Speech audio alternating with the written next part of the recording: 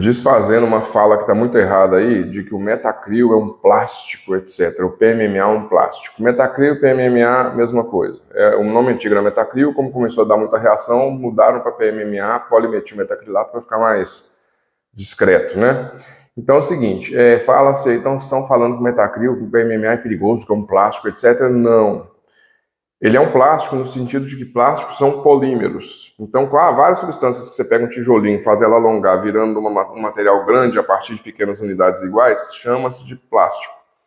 E no caso, em medicina, em dermatologia mesmo, a gente usa outras substâncias que poderiam ser chamadas de plástico. Por exemplo, poligalactina, que são os fios absorvíveis que a gente dá ponto interno. O organismo corrói e tira aquele material. É um plástico, se for pensar, é um polímero. Então, ele não e é usado com total tolerância. O ácido polilático, que é usado para bioestimulação de pele, bioestimulador de colágeno, ele também pode ser chamado de plástico, porque eles são unidades que são do mesmo material que são unidas formando uma molécula maior. Então então plásticos são várias coisas.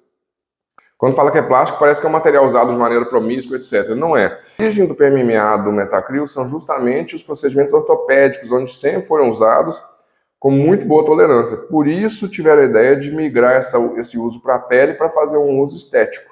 Testaram, funcionou muito bem no início e mantiveram. Então não é um produto que tiraram do nada, um plástico perigoso, que colocou um plástico na pele, não. É uma substância, um polímero, que já foi usado em próteses de ortopedia.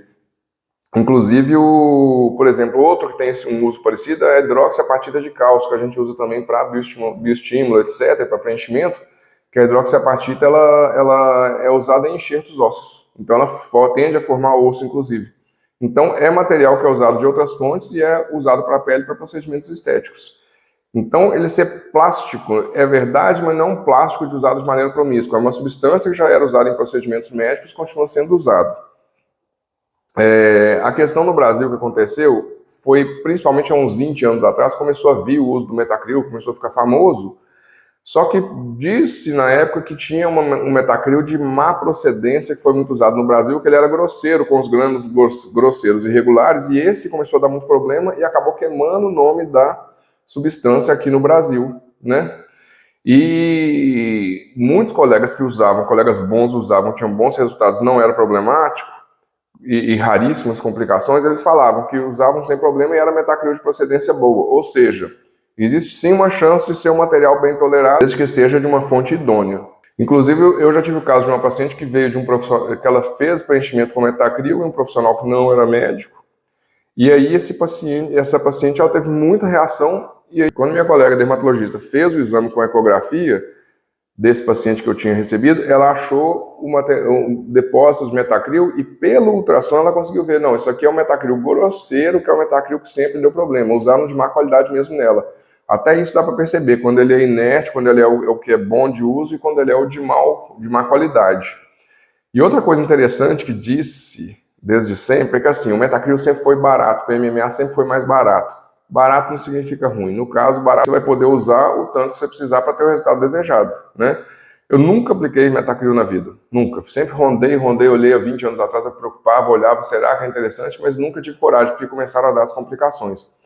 Mas quem usou falava que era muito tranquilo usar, porque você usava o material, o resultado faltou um pouquinho, ficou bom, não ficou bom, você aplica e reforma e pronto, pega mais uma seringa, abre. O material não é limitante, o material era barato, você podia usar à vontade.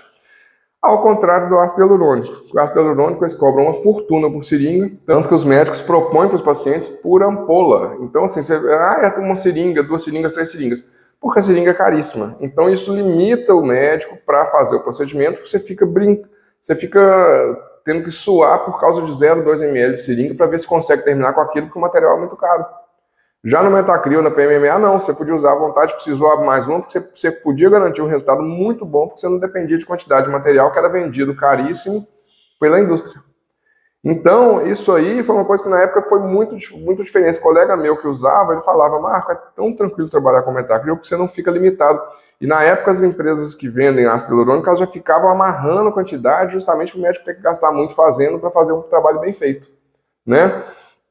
Haja vista que lá por 2014, assim, já começaram a surgir novas versões de ácido hialurônico, elas não eram tão caras, todos, assim, começou a melhorar absurdamente a qualidade dos preenchimentos feitos, porque não ficava mais precisando de brigar por causa de uma seringazinha, né? Suscitou a impressão para alguns, eu também tenho, de que a indústria de ácido hialurônico teve o maior interesse de sabotar a indústria do metacril, porque era um material barato, e o ácido hialurônico era um material que era caro e dava mais lucro para a empresa. Então tem muita coisa envolvida nisso, do fato de, igual eu estou falando, que o metacril não é um plástico qualquer, é uma substância que era usada em medicina, tem ela de boa, de má qualidade, a que deu problema foi de má qualidade, até hoje eu não aplico, nunca apliquei, não tenho vontade de aplicar realmente, depois com essa história toda que sempre vem acontecendo. E também aquela coisa de interesses comerciais das empresas que fabricam. O ácido hialurônico ele é mais caro, mais lucrativo. Então, é interessante para as indústrias de ácido hialurônico sabotar a indústria do metacril, sempre foi, né? Eu lembro de 20 anos atrás o metacril era prometido como um material que ia ter grande duração, não é para a vida toda, mas ia ter duração mais longa, né? E o ácido hialurônico, o problema dele era a duração curta. E aí começou aí assim, o metacril era melhor visto. Só que começou a dar problema, a gente não sabe o que tem envolvido nisso.